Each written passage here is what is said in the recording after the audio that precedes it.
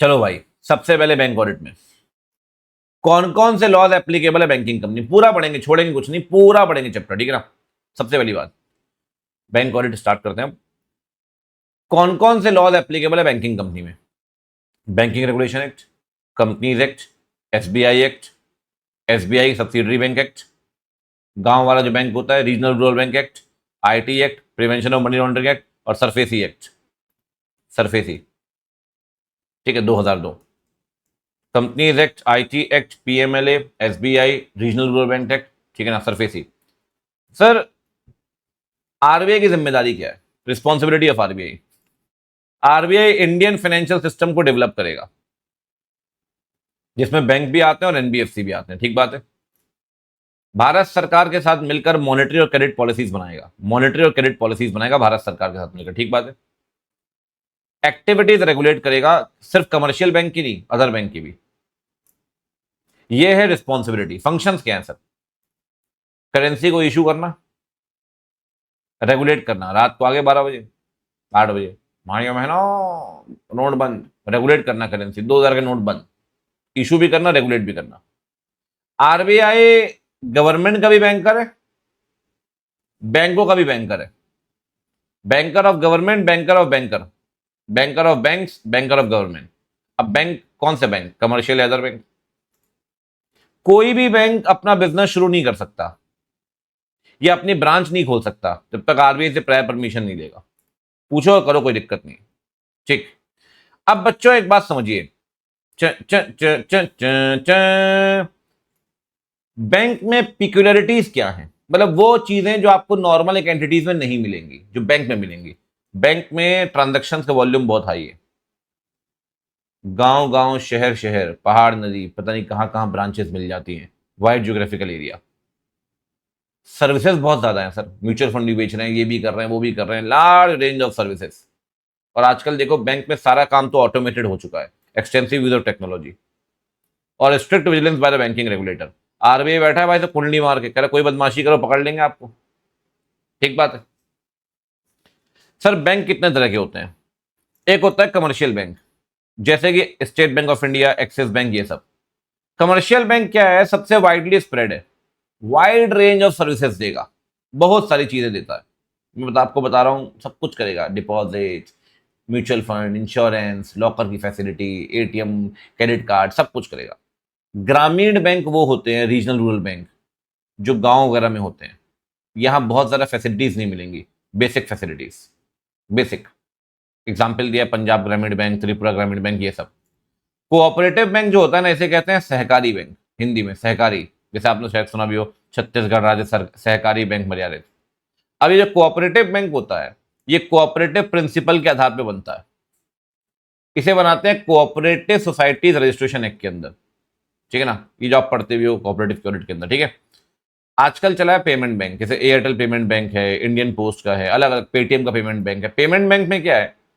ये डिपॉजिट तो ले सकते हैं, अकाउंट भी खोल सकते हैं, सेविंग करेंट, लेकिन लोन नहीं ले सकते, क्रेडिट कार्ड नहीं ले सकते। बाकी डेबिट कार्ड मिलेगा आपको, एटीएम का डेबिट कार्ड, इंटरनेट फैसिलिटी सब कुछ मिलेगी, मोबाइल बैंकिंग वगैरह सब कुछ मिलेगा। बस दो चीजें नहीं हो सकती, क्या क्या? एक तो लोन, दूसरा क्रेडिट कार्ड, ठीक। एक है डेवलपमेंट बैंक, सिडबी, नबार्ड, ये सब। डेवलपमेंट बैंक में क्या है सर? ये इंफ्रास्ट्रक्चर फाइनेंसिंग करते हैं, ठीक। और स्मॉल फाइनेंसिंग, अगर कहीं और लोन ना मिले ना आपको, छोटे दुकानदार, एमएसएमई, किसान, अनऑर्गेनाइज सेक्टर के लिए काम करता है small finance bank, small farmers, MSME, ये सब। इसमें कौन आएगा? इक्विटास, एयू, जना, कई सारे हैं आजकल, ठीक है। अब आते हैं मुद्दे पे, engagement team discussion. Engagement team discussion काफी इंपॉर्टेंट है इस बार, काफी इंपॉर्टेंट है सर। देखो, इंगेजमेंट टीम डिस्कशन के साथ आप 5 तरह के डिस्कशन करोगे इंगेजमेंट टीम के साथ।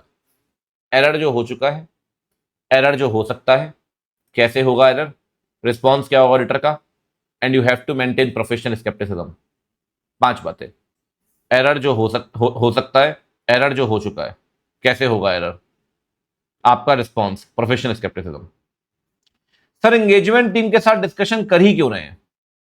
पता है हम एंगेजमेंट टीम के साथ डिस्कशन क्यों करते हैं? एंगेजमेंट टीम के साथ डिस्कशन इसलिए करते हैं कि यार हम ना फ्रॉड रिस्क को एसेस करते हैं, कि बेटा फ्रॉड हुआ तो कैसे रिस्पॉन्स करेंगे अपन, फ्रॉड हुआ तो हमारा प्रोसीजर क्या होगा। इसीलिए ना एंगेजमेंट टीम के साथ बातचीत करते हैं ताकि समझा सके उन्हें और देख सके क्या हमें एक्सपर्ट की जरूरत है, क्या हमारे लोग इतने कंपीटेंट है कि फ्रॉड को पकड़ पाएंगे, नहीं पकड़ पाएंगे तो बाहर से स्पेशलिस्ट को लेकर आएंगे। तो कहता है स्पेशल एम्फेसिस होता है उस एमएम पे जो फ्रॉड के कारण होगा।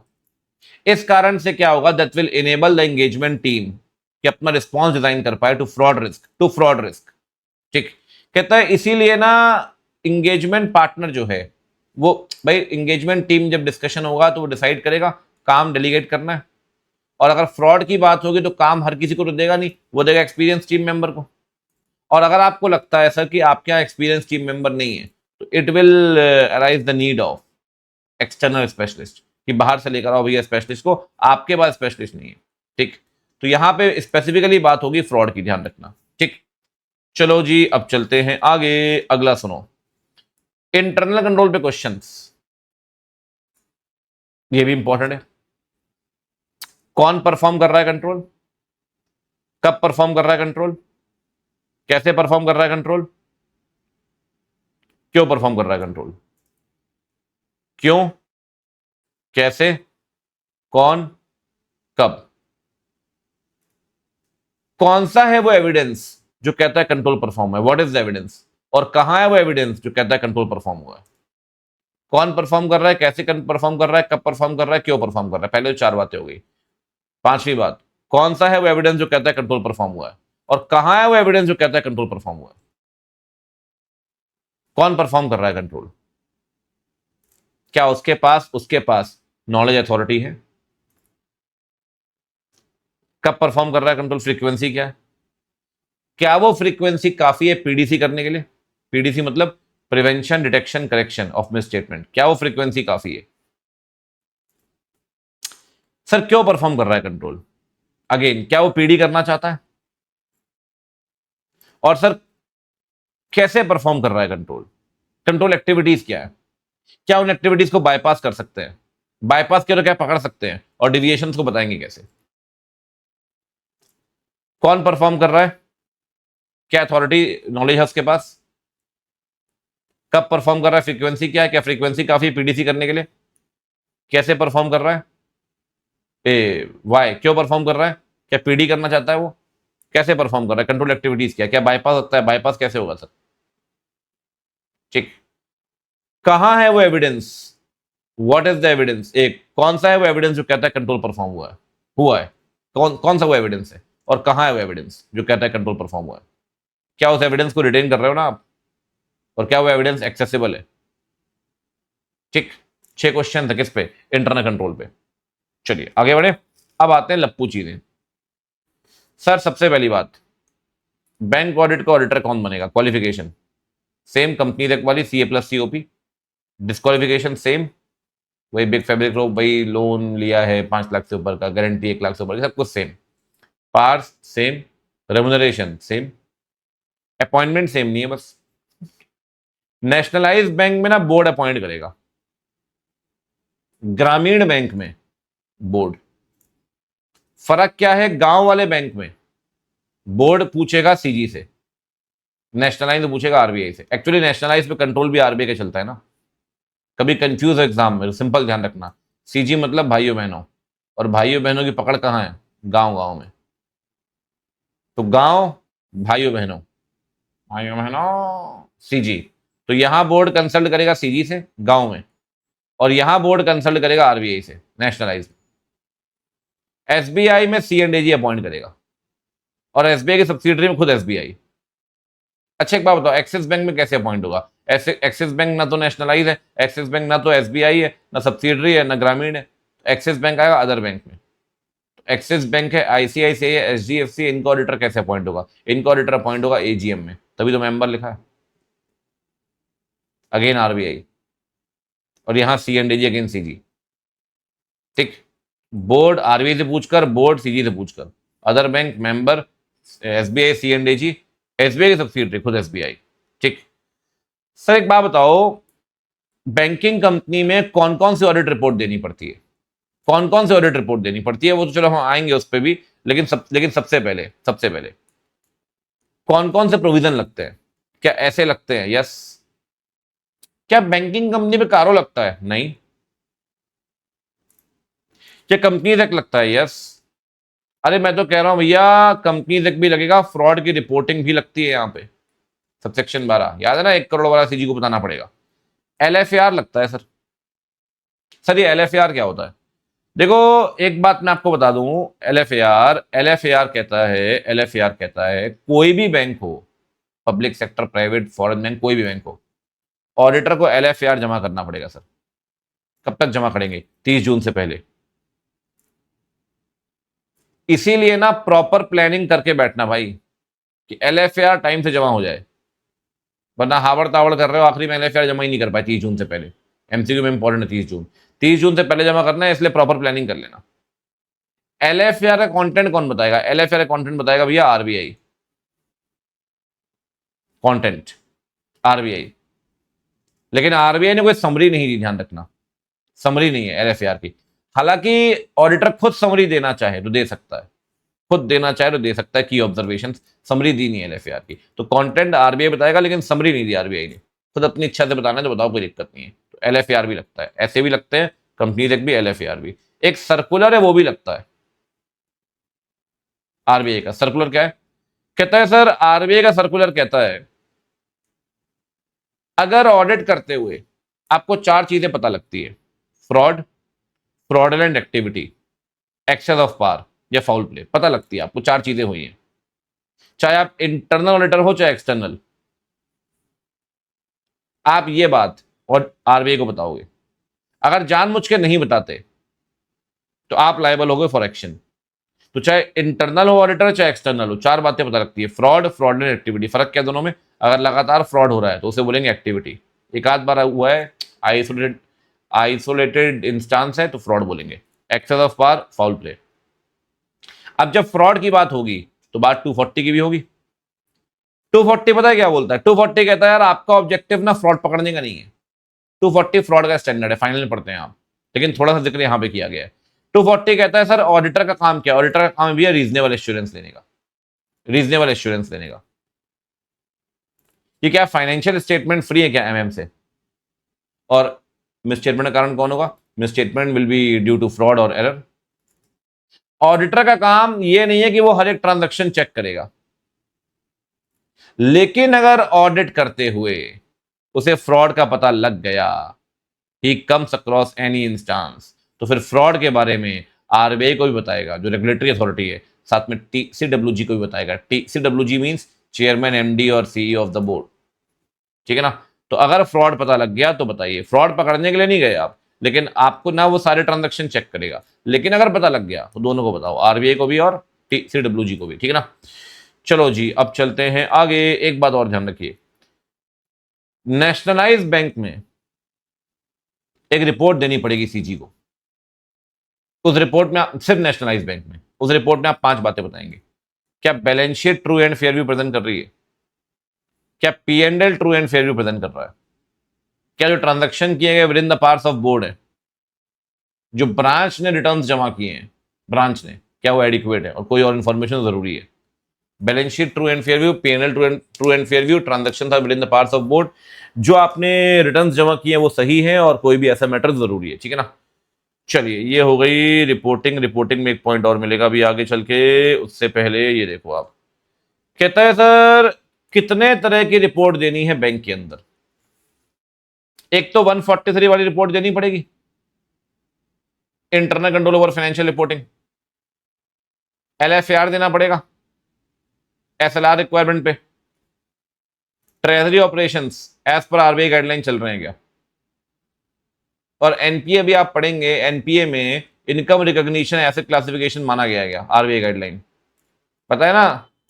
प्रोविजनिंग करनी पड़ती है 15, 25, 40, 100 इनकम रिकॉग्निशन एनपीए बनने के बाद, रिकॉग्नाइज एंड रिसीव, सब पढ़ेंगे अभी चल के अपन। आरबीआई गाइडलाइन मानी गई है, ठीक।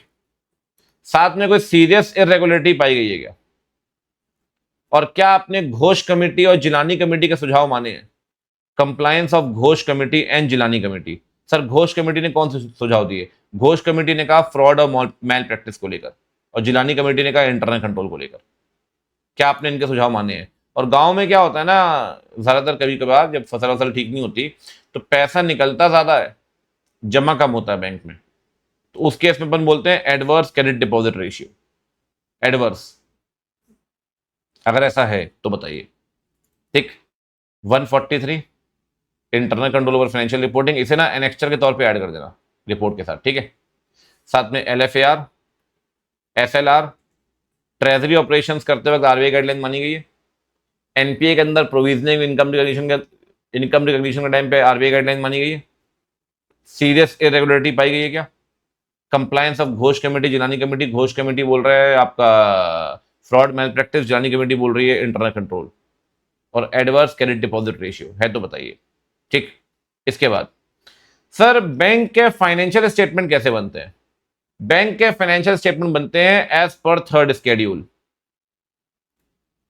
कंपनीज एक्ट नहीं, बैंकिंग रेगुलेशन है। कंपनीज को बोलते हैं स्केड्यूल 3, वो भी रोमन में 3 लिखते हैं, या थर्ड स्केड्यूल। फॉर्म ए जो है वो बैलेंस शीट का है, और फॉर्म बी जो है वो P&L का है। कंपनी एक्ट में पार्ट 1 पार्ट 2 चलता है, यहां फॉर्म ए और फॉर्म बी है। ठीक। एक बात और सुनिए सर, एक बात बताओ, कितने तरह की सिक्योरिटी रखते हैं आप? 2 तरह की। प्राइमरी सिक्योरिटी, जिसके लिए लोन लिया उसी को ही सिक्योरिटी के तौर पे रख दिया। मैंने फ्लैट लिया, कुछ और था नहीं मेरे पास, तो फ्लैट को सिक्योरिटी के तौर पे रख दिया, वो है प्राइमरी सिक्योरिटी। लेकिन अगर मैं कोई एडिशनल सिक्योरिटी रख रहा हूं ना भाई, एडिशनल, उसे बोलते हैं कोलेटरल सिक्योरिटी, प्राइमरी के अलावा, इन एडिशन टू प्राइमरी। ठीक। चलो भैया अब चलते हैं फटाफट से आगे, जल्दी जल्दी बोलो भाई। एडवांस को क्लासिफाई कैसे करेंगे? पहले क्लासिफाई करते हैं भाई सेक्टर वाइज। सेक्टर वाइज अगर एडवांस की बात करें तो 2 सेक्टर होते हैं, एक होता है प्रायोरिटी, एक होता है नॉन प्रायोरिटी। प्रायोरिटी सेक्टर में पता है क्या आता है? जिससे समाज का उत्थान होगा, सोशल बेनिफिट होगा, जैसे कि एग्रीकल्चर, MSME, एजुकेशन, हाउसिंग, ये समाज उत्थान होगा। कहता है RBI ना टारगेट देता है कि इतने लोन अगर आप बांट रहे हो, इतने % लोन प्रायोरिटी सेक्टर को देने ही देने हैं। तो RBI जो है वो टारगेट सेट करेगा, इतने % लोन आपको प्रायोरिटी सेक्टर को देने ही देने हैं। एक होता है नॉन प्रायोरिटी। अब नॉन प्रायोरिटी में क्या आ गया? अब प्रायोरिटी में ये सब आ गए, तो नॉन प्रायोरिटी में आ गया व्हीकल लोन। डिफेंडर खरीद रहे हो, उससे समाज उत्थान थोड़ी हो रहा है, थार चढ़ाई दो दम लोगों के ऊपर, ठीक है। Commercial loan, commercial loan, vehicle loan, घूमने के लिए लोन ले रहे हो, शादी के लिए लोन ले रहे हो, ठीक है, ये सब प्रायोरिटी नहीं है, ठीक है। अगला है सिक्योरिटी वाइज। सिक्योरिटी वाइज मैंने आपसे कहा, सिक्योरिटी वाइज मैंने आपसे कहा भाई, या तो प्राइमरी सिक्योरिटी या कोलेटरल सिक्योरिटी, अभी अपन पढ़कर आए। ठीक। आगे बढ़ते हैं, अगला सुनिए, प्रूडेंशियल नॉर्म्स। बच्चों इसमें जाऊं उससे पहले मैं आपको एक बात और समझा रहा हूं, फिर मैं एक ही बार एनपीए में घुसूंगा ताकि थोड़ी क्लैरिटी बनी रहेगी, ठीक है ना। सर सिक्योरिटी 2 तरह की होती है, प्राइमरी और कोलेटरल। लेकिन सिक्योरिटी क्रिएट कैसे होती है? मॉर्टगेज। मॉर्टगेज होता है इमूवेबल पे। अगर प्रॉपर लिखा पढ़ी किया आपने, डीड बनाई है, मॉर्टगेज डीड, चार्ज डीड बनती है, instrument of charge, section 77 company के अंदर पढ़ते लॉ में आप, तो उसे कहते हैं रजिस्टर्ड मॉर्टगेज। लेकिन आपने लिखा पढ़ी नहीं की, सिर्फ जमीन का कागज जाकर बैंक को दे दिए। अगर जमीन वाले कागज आपने बैंक को दे दिए तो उसे बोलेंगे इक्विटेबल मॉर्टगेज। इक्विटेबल। प्लेज में क्या फर्क है? प्लेज एक तरह का बेलमेंट है। प्लेज में सिर्फ रखते हो मूवेबल गुड्स। जब घर में पड़ा है सोना फिर काहे का रोना। आप पॉनर हो, मन्नापुरम फाइनेंस पौनी है, मुथूट फाइनेंस पौनी है, ओनर तो आप ही रहोगे, लेकिन पौनी का इंटरेस्ट रहेगा, गोल्ड तो उसी के पास है। एक होता है हाइपोथिकेशन। मैंने फ्लैट लिया, फ्लैट को ही गिरवी के तौर पे रख दिया। गाड़ी ली, गाड़ी को ही गिरवी के तौर पे रख दिया। सर मॉर्टगेज ना इमूवेबल पे होता है। अरे भाई, मॉर्टगेज ना इमूवेबल पे होता है, प्लेज मूवेबल पे। हाइपोथिकेशन किसी भी हो सकता है। हाइपोथिकेशन की ब्यूटी क्या है? मैंने 15 साल के लिए घर के लिए लोन लिया, 15 साल तक घर भी मेरे पास है, बैंक के पास ना तो ओनरशिप है ना ही पोजीशन। हाँ, अगर किस्तें जमा नहीं करूंगा तो बैंक जब्त कर लेगा। एक होता है असाइनमेंट। मैंने क्या किया? इंश्योरेंस पॉलिसी को सिक्योरिटी के तौर पे रख दिया। अगर मैंने बैंक का लोन नहीं दिया ना, जो पैसा इंश्योरेंस कंपनी से मुझे मिलना था वो बैंक को मिलेगा, बिल्कुल मिलेगा सर। असाइनमेंट मतलब होता है ट्रांसफर ऑफ राइट्स। इंश्योरेंस का पैसा जो मुझे मिलना था मैंने अपने अधिकार बैंक को दे दिया, तो राइट ट्रांसफर कर दिए। ऐसे ही डेटर में भी होता है, डेटर को आपने सिक्योरिटी के तौर पे रखा, तो जो जो डेटर से पैसा आपको मिलना था अब वो बैंक को मिलेगा। तो कहता है actionable claim such as book debt और इंश्योरेंस पॉलिसी। असाइनमेंट एक होता है सेट ऑफ। सेट ऑफ में क्या होता है बेटा, सेट ऑफ में क्या होता है, ठीक है, दो अकाउंट होते हैं, एक डिपॉजिट अकाउंट, एक लोन अकाउंट।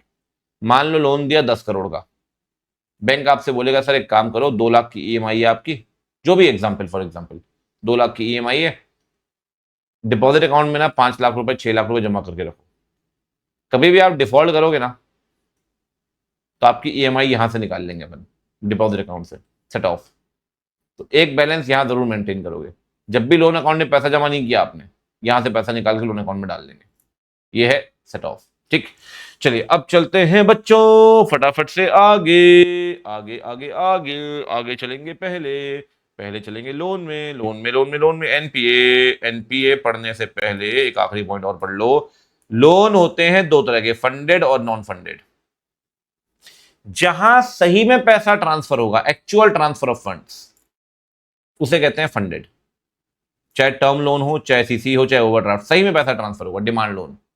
नॉन फंडेड मतलब गारंटी दी आपने, पैसा थोड़ी गया, लेटर ऑफ क्रेडिट, पैसा थोड़ी गया अभी। नॉन फंडेड, नॉन फंडेड में letter of credit, bank guarantee, ये सब आएगा, ठीक। बच्चों अब मैं ले चल रहा हूं आपको एनपीए की तरफ। एनपीए क्या कहता है, आ जाओ भाई, बाकी सब बातें करेंगे बाद में, पहले पढ़ेंगे एनपीए। सर लोन एनपीए कब बनेगा? लोन एनपीए तब बनेगा जब इंटरेस्ट और प्रिंसिपल आउटस्टैंडिंग है मोर देन 90 डेज। या तो प्रिंसिपल या इंटरेस्ट आउटस्टैंडिंग है मोर देन 90 डेज। सीसी के केस में, इसमें ना क्वेश्चन भी करवाऊंगा मैं आपको, ठीक है। सीसी के केस में अगर आउट ऑफ ऑर्डर हो गया लाला तो एनपीए बन जाएगा। अब आउट ऑफ ऑर्डर कब बनेगा? आउट ऑफ ऑर्डर बनेगा अगर आपने पैसा विड्रॉ किया मोर देन लिमिट। मान लो आपकी सीसी लिमिट है 4 करोड़ की, पैसा निकाल लिया 6 करोड़, आउट ऑफ ऑर्डर है सर, एनपीए मान लेंगे, मान लेंगे। दूसरा, पैसा तो विद इन द लिमिट निकाला है, लेकिन सीसी लिमिट से पैसा तो निकाला है लिमिट के अंदर, लेकिन 1 रुपए जमा नहीं किया 90 दिन तक। लिमिट है 4 करोड़ की, पैसा निकाला 3.5 लिमिट के अंदर है, लेकिन 90 दिन तक 1 रुपए जमा नहीं किया, 90 दिन के बाद एनपीए बन जाएगा। पैसा लिमिट के अंदर निकाला है, पैसे जमा भी किए हैं, लेकिन जितना पैसा जमा किया उससे इंटरेस्ट तक कवर नहीं कर पाए भाई, इंटरेस्ट तक कवर नहीं कर पाए। सीसी 6 करोड़ की है, पैसा 5 करोड़ निकाला, लिमिट के अंदर है, जमा किया 22 लाख रुपए और इंटरेस्ट है 29 लाख रुपए। अब एक बात बताओ, 22 लाख रुपए जमा किया, इंटरेस्ट 29 लाख रुपए, जितना जमा किया उससे इंटरेस्ट भी क्लेम नहीं कर पाए आप, नहीं कर पाए, तो इस केस में अपन क्या मानेंगे? Out of order.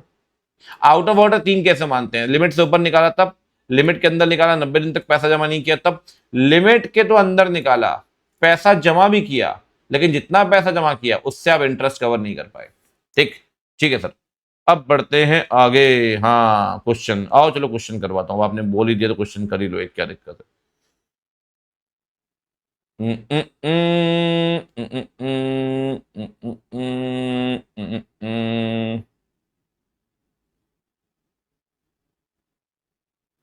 ये देखो जरा, ये क्वेश्चन है एमटीबी का, क्या कहता है देखना। पिछली बार पैसा जमा किया था 1 लाख रुपए, दिख रहा है आपको? हाँ सर 1 लाख रुपए दिख रहा है, जमा किया था। कह रहा है 31/12 को जमा किया था। पैसा कितना है? सीसी लिमिट 25 लाख है। एक भी दिन 25 लाख से ऊपर गया है क्या? नहीं, हर बार विद इन द लिमिट है, हर बार विद इन द लिमिट है, हर बार विद इन द लिमिट है, हर बार विद इन द लिमिट है, कोई दिक्कत नहीं, पहला पॉइंट तो फेल हो गया। 31 मार्च तक 1 रुपए जमा नहीं किया, 31/12 को जमा किया था पिछली बार, जनवरी में जमा नहीं किया पैसा, 31 दिन, लीप ईयर है, 29 फेब में जमा नहीं किया, 31/3 तक भी 1 रुपए जमा नहीं किया, कितने दिन हो गए? 31, 29, 60, 91 डेज निकल गए, 1 रुपए जमा नहीं किया आपने, आउट ऑफ ऑर्डर बन जाएगा, एनपीए कहलाएगा। 31 मार्च का मतलब समझ रहे हो आप? आपने 91 डेज तक 1 रुपए जमा नहीं किया भैया, ये बन जाएगा out of order, therefore it will become NPA, ये कहलाएगा एनपीए। ठीक, ठीक है सर। एक क्वेश्चन और करवाता हूं, चलो। ड्राइंग पावर है 22 करोड़ से 25 के बीच में, लिमिट हमेशा 20 करोड़ से कम ही रही है। ठीक है, कंपनी ने जमा नहीं किया पैसा सर, पिछले 2 क्वार्टर से जमा नहीं किया, एनपीए। 2 क्वार्टर मतलब भैया वो तो 90 और 90 180 दिन निकल गया यार, एनपीए मानेंगे? ठीक है, एक क्वेश्चन और होना चाहिए। एनपीए में हुई प्रोविजनिंग क्वेश्चन नहीं पढ़ाने मैंने आपको, उससे पहले एनपीए का चलो एक क्वेश्चन और पढ़ा देता हूं, तो फिर प्रोविजनिंग क्वेश्चन भी कर लोगे फटाफट से। चन चन चन चन चन चन चन चन चन चन चन चन चन चन चन चन चन चन। सीसी लिमिट 1 करोड़, 80 लाख रुपए ड्राइंग पावर है, आउटस्टैंडिंग बैलेंस 75 लाख है, लिमिट के अंदर है। इंटरेस्ट बनता है 3.5 लाख, और अभी तक जो आपने पैसा जमा किया है वो है 2.5 लाख। जमा तो किया है ना सर, लेकिन क्या इंटरेस्ट के बराबर जमा कर पाए आप? नहीं, एनपीए मान लेंगे। जितना आपने जमा किया वो इंटरेस्ट भी कवर नहीं कर पाया सर, नहीं कवर कर पाया तो एनपीए मानेंगे, आउट ऑफ ऑर्डर है। ठीक, चलिए अब वापस आएंगे क्वेश्चंस में, अभी तो आगे बढ़ते हैं जरा। ठीक है, अब सुनो अगली कहानी। सर एनपीए ये तो हो गया नॉर्मल एडवांस में, अब चलते हैं सर एग्रीकल्चर में एनपीए कब बनेगा। लॉन्ग ड्यूरेशन क्रॉप में अगर एक क्रॉप सीजन तक पैसा नहीं आया तो एनपीए, शॉर्ट ड्यूरेशन में 2 क्रॉप सीजन तक पैसा नहीं आया तो एनपीए। सर ड्यूरेशन वैसे मतलब लॉन्ग ड्यूरेशन क्रॉप कब मानेंगे? अगर आपका क्रॉप सीजन 1 साल से ऊपर है तो लॉन्ग ड्यूरेशन क्रॉप है, और जो लॉन्ग ड्यूरेशन नहीं है वो शॉर्ट ड्यूरेशन है। 1 साल से ऊपर है लॉन्ग ड्यूरेशन क्रॉप है, लॉन्ग ड्यूरेशन में 1 सीजन पैसा नहीं आया तो एनपीए है, या 2 सीजन पैसा नहीं आया तो एनपीए। सर क्रॉप सीजन का मतलब क्या है? कह रहा है क्रॉप सीजन चलेगा हार्वेस्टिंग तक, कटाई तक, और ये क्रॉप सीजन डिसाइड करेगी स्टेट लेवल बैंकर कमेटी, आप डिसाइड नहीं करोगे वरना झगड़ा होगा भाई साहब रोज, state level banker committee decide करेगी। ठीक है ना? अच्छा अब देखो, एनपीए अगर बन गई एसेट, चाहे चलो एग्रीकल्चर एडवांस तो चलो ठीक है, ये हो गया, ये भी हो गया, एनपीए का इफेक्ट क्या होगा सर? एनपीए के बड़े 2 इफेक्ट है, मैं आपको बताऊं। एक इफेक्ट है प्रोविजनिंग, और दूसरा इफेक्ट है इनकम रिकॉग्निशन। इनकम रिकॉग्निशन पहले बात करते हैं प्रोविजनिंग की, फिर बात करेंगे इनकम रिकॉग्निशन की। देखो सर, अगर एसेट एनपीए बन गई ना, इस तरीके से प्रोविजनिंग करनी पड़ेगी। सब स्टैंडर्ड एसेट एनपीए 12 महीने या उससे कम, प्रोविजन बनाओगे 15% आउटस्टैंडिंग लोन का, doubtful asset up to 1 year D1, 1 से 3 D2, more than 3 D3, up to 1 D1, 1 से 3 D2, more than 3 D3। Secured में 25, 40, 100, 100, 100, 100, अनसिक्योर्ड में हमेशा 100 रहेगा। D1 25, D2 40, D3 100, 100, 100, 100, और लॉस एसेट हमेशा 100। ठीक, ये है एनपीए की प्रोविजनिंग। अब मैं आपको क्वेश्चन कराता हूं, ठीक है? एमसीओ बैंक की ऑडिट कर रहे हैं अपन, सीसी लिमिट कितनी है भाई? सीसी लिमिट है D1 कैटेगरी, ठीक है? कह रहा है आउटस्टैंडिंग है 50 लाख, सिक्योरिटी की वैल्यू 40 लाख है। वो बहुत जबरदस्त क्वेश्चन है ये। D1 में परसेंटेज कितना है? D1 में परसेंटेज है, याद करो बच्चों, 25%। लेकिन आप ये देखो ना, क्या पूरा सिक्योर्ड है क्या? 50 लाख का आउटस्टैंडिंग बैलेंस है, सिक्योर्ड तो सिर्फ 40 लाख ही है। सबसे पहले निकालो अनसिक्योर्ड कितना है। अनसिक्योर्ड हो गया 10 लाख रुपए। सिक्योर्ड कितना है? सिक्योर्ड है 40 लाख, सिक्योर्ड है। तो D1 में 40 का परसेंटेज कितना निकलेगा? D1 में 40 का परसेंटेज 25% निकलेगा, 40 लाख का 10 लाख। जो अनसिक्योर्ड 10 लाख, इसका निकलेगा 100%। अनसिक्योर्ड तो 10 लाख है ना, अनसिक्योर्ड तो 100 ही होता है भाई। तो 10 ये निकल गया, 10 ये निकल गया, टोटल प्रोविजन कितना बनेगा? 20 लाख। क्वेश्चन में कितना बनाया? 7.5 लाख। क्या प्रोविजन अप्रोप्रिएट है? नहीं, बिल्कुल भी नहीं। बिल्कुल भी नहीं बच्चों। ठीक, एक और क्वेश्चन कराता हूं। ऐसी क्या बात है, ये पढ़ो। D1। ठीक, पहले पढ़ लो सिक्योर्ड है अनसिक्योर्ड है। कहता है सर आउटस्टैंडिंग अमाउंट, ठीक है, सारे लोन सिक्योर्ड है एएसजी वाले को छोड़कर। कह रहा है एएसजी में ना गारंटी है प्रोपराइटर की। सर गारंटी सिक्योर्ड नहीं मानते अपन उसे, गारंटी को सिक्योरिटी नहीं मानते, ध्यान रखना। तो ये वाला अनसिक्योर्ड है, बाकी सब सिक्योर्ड है। अब 10 लाख का D1 है, 10 लाख का D1 में लगेगा 25%, 25% के हिसाब से बनेगा 2.5 लाख रुपए। आपने बनाया 5 लाख, गलत बनाया, गलत। सब स्टैंडर्ड मतलब 15%, 15%, 15% 7.5 लाख, ठीक बनाया सर। D2 मतलब 40%, 40% मतलब 12 लाख, बनाया है 30 लाख, गलत बनाया है सर। लॉस और अनसिक्योर्ड भी है 100%, 1 लाख, 1 लाख सही बनाया है सर। दो सही बने, दो गलत बने। पहले प्रोविजन लिख दिया, पूरा टेबल बना दिया आपने टेबल। उसके बाद इन्होंने बताया भैया यहां बनना चाहिए कितना, यहां बनना चाहिए लाला 2.5 लाख, यहां बनना चाहिए भैया 7.5, 7.5 ही बनाया, करेक्ट है। यहां बनना चाहिए 12, 30 की बजाय यहां बनना चाहिए 1, तो यहां भी करेक्ट है। ठीक, इतना ही है, मतलब 2 क्वेश्चन करवा दिया आपको सही से। ये हो गया भाई प्रोविजनिंग डन। अब आते हैं सर एक और टॉपिक, इरोजन इन, अब एनपीए वाली पॉइंट चल रहा है सारे के सारे, ठीक है ना। Erosion in value of security क्या बोलता है देखो। कहता है सर डाउट वैल्यू की, सिक्योरिटी की वैल्यू कम हो गई सर। मान लो लोन लिया 10 करोड़ का, मशीनरी रखी 12 करोड़ की, किसी कारण से मशीनरी डिस्ट्रॉय हो गई, पुरानी हो गई, कोई भी हो गई, ऑब्सोलीट हो गई। अब वैल्यू बची है 4 करोड़। कहता है जितनी वैल्यू आपने रखी थी, अगर वो अपनी ही वैल्यू की 50% से कम हो ही गई ना। जब रखी थी तो 12 करोड़ की वैल्यू थी, 50% आएगा 6 करोड़। अगर 6 करोड़ से भी कम हो गई ना सर, तो ये लोन जो है ये डाउटफुल एसेट कहलाएगा बैंक के लिए। वो सिक्योरिटी जो अपनी ही वैल्यू की 50% से कम हो गई। लेकिन लॉस एसेट में क्या बोल रहा है, सिक्योरिटी की वैल्यू 10% से कम हो गई सर। यहां 50% से कम है, यहां 10% से कम है। लेकिन 50% पता किसका है, 50% है अपनी वैल्यू का। यहां 10% पता किसका है, आउटस्टैंडिंग लोन का। ये फर्क है। अब लोन है 20 करोड़ का, आपने फैक्ट्री शेड रखा मान लो 25 करोड़ की, आग वाग लग गई है ना, अनइंश्योर्ड नहीं थी फैक्ट्री, कितनी वैल्यू बची, 1.5 करोड़। लोन कितना है सर, लोन चल रहा है 18 करोड़ का। 18 करोड़ का 10% निकालो, आउटस्टैंडिंग लोन का 10%, 1.8 करोड़। और वैल्यू कितनी है, वैल्यू है 1.5 करोड़। जो आउटस्टैंडिंग लोन है ना यार, उसका 10% के बराबर भी वैल्यू नहीं बची आपकी, इसे बोलेंगे लॉस एसेट। ठीक, अगला, एक बात हमेशा ध्यान रखिए, एनपीए का क्लासिफिकेशन लोन वाइज नहीं होता, बोरोवर वाइज होता है।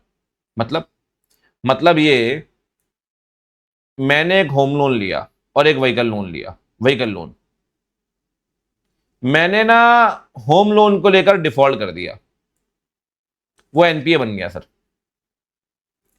या मान लो व्हीकल लोन को लेकर डिफॉल्ट कर दिया, वो एनपीए बन गया, L2 एनपीए बन गया। अगर अंकित ओबरॉय का एक लोन एनपीए बन गया ना, तो उसका दूसरा लोन भी एनपीए बन जाएगा।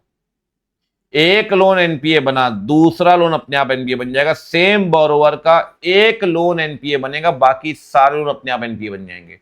तो एनपीए बनता है बोरोवर वाइज, एक बोरोवर के सारे लोन, लोन वाइज नहीं। ठीक, चलिए अब बढ़ते हैं आगे। अगर आपने लोन दिया है, any loan to borrower becomes NPA, सारे एडवांसेस जो उस बोरोवर के एनपीए बन जाएंगे। ठीक है, ठीक है। अब सुनो इनकम रिकॉग्निशन एनपीए पे। देखो भैया बड़ी सिंपल सी कहानी है, आपने लोन दिया, लोन पे इंटरेस्ट कमाओगे, वो आपकी इनकम है। हमेशा जो बैंक का इंटरेस्ट है ना लोन का, जो बैंक को मिलता है, बैंक हमेशा रिकॉग्नाइज करता है एक्रूवल बेसिस पे, हमेशा। लेकिन अगर लोन एनपीए बन गया, अब तो उसने लोन ही नहीं दिया भाई, तो क्या अभी भी एक्रूवल बेसिस पे इंटरेस्ट एक्रू करोगे क्या? नहीं सर। अब इंटरेस्ट तभी लिखना बुक्स में जब प्राप्त हो जाए, रिकॉग्नाइज व्हेन रिसीव्ड। एनपीए बनने के बाद। अरे जब लोन ही नहीं दिया वो आदमी, उस आदमी ने लोन ही नहीं दिया, वो इंटरेस्ट कैसे देगा यार? तो एनपीए बनने के बाद ना इंटरेस्ट एक्रूअल बेसिस पे नहीं आएगा, इंटरेस्ट आएगा कैश बेसिस पे। ये लोन है एनपीए बनने से पहले एक्रूअल बेसिस, एनपीए बनने के बाद कैश बेसिस। ये फर्क आ जाता है इनकम रिकॉग्निशन में, फर्क आ रहा है समझ में? इनकम रिकॉग्निशन में यहां एक्रूअल और यहां चलता है लाला कैश बेसिस। ठीक, अब मेरी बात सुनिए, इसी से एक टॉपिक जुड़ा हुआ है रिवर्सल ऑफ इनकम। सब एनपीए के साथ जोड़ के पढ़ते हैं अपन, पूरा कनेक्शन है आपस में। रिवर्सल ऑफ इनकम में 3 पॉइंट आते हैं, मैं आपको बताऊं 3 पॉइंट। जैसे मान लो आपने बैंक ने लोन दिया, लोन पे इंटरेस्ट आना है, पूरे साल का इंटरेस्ट एक्रू कर दिया भाई आपने, एक्रू कर दिया, लेकिन बीच में लोन एनपीए बन गया। एनपीए बनने के बाद तो तभी रिकॉग्नाइज करोगे ना भाई जब रियलाइज होगा।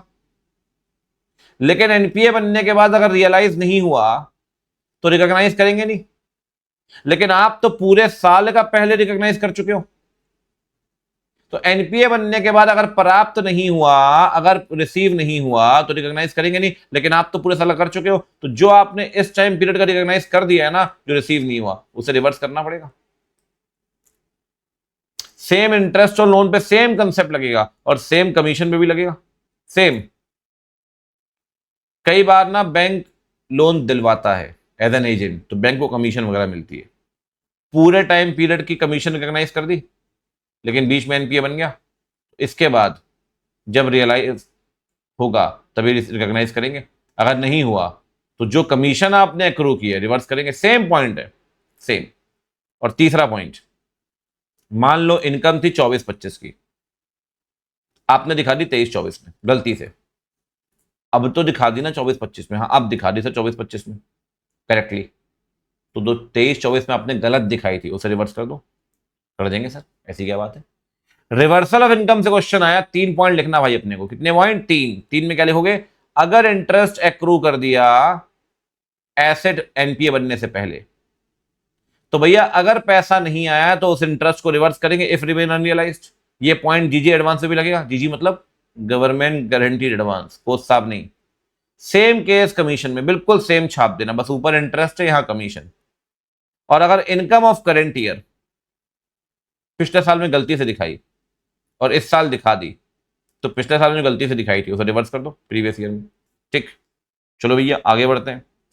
इसी के साथ एक और कंसेप्ट आपको मिलेगा, regularisation near the balance sheet date. क्या बोलता है सुनिए, होता क्या है, जैसे मान लो ये 31 मार्च है, ठीक है, ठीक है सर। अब आपको लग रहा है एनपीए बनने वाला है। कैसे बनने वाला है? 25 दिसंबर का लोन ड्यू था, 25 दिसंबर का। 24 मार्च लास्ट डे पेमेंट करने की, 90 डेज लास्ट डे। नहीं तो 25 मार्च को एनपीए बन जाएगा।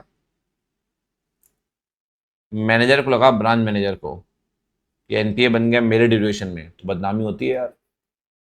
आपके होता है सर ऐसा कि आपके ब्रांच में कितने लोग एनपीए बने हैं। तो बैंक वालों ने क्या किया, ये बोरोवर ने क्या किया, बोरोवर के साथ मिलकर 22 मार्च को एक एंट्री दिखा दी, इंस्टॉलमेंट क्रेडिटेड दिखा दी। अब ये लोन एनपीए बना नहीं, क्योंकि एनपीए बनना था 25 मार्च को, 22 को आपने एंट्री दिखा दी, लोन एनपीए बना नहीं, नो एनपीए। फिर 31 मार्च के बाद ये एंट्री रिवर्स कर दी, तो उस फाइनेंशियल ईयर में एनपीए नहीं बना ना, वो एंट्री रिवर्स मार दी। रेगुलराइजेशन का मतलब है सर, आप ना चेक करिएगा, कुछ अगर बैलेंस शीट डेट से पहले एक एंट्री हुई है सॉलिटरी, मतलब अकेली, या कुछ एंट्रीज हुई है बैलेंस शीट डेट के पास, उसको आप चेक करिए विदाउट सब्जेक्टिविटी, ढंग से चेक करिए ऑडिटर। साथ में सैंपल बेसिस पे आप चेक करिए कि क्या अमाउंट क्रेडिट हुआ है बैलेंस शीट डेट से पहले, और just after balance sheet date entry को रिवर्स किया गया फर्स्ट फ्यू डेज में। अगर ऐसा किया है तो कहीं ना कहीं बैंक ने फिक्टिटियस एंट्री की है sir, to prevent the NPA, to prevent the account from slipping into NPA category.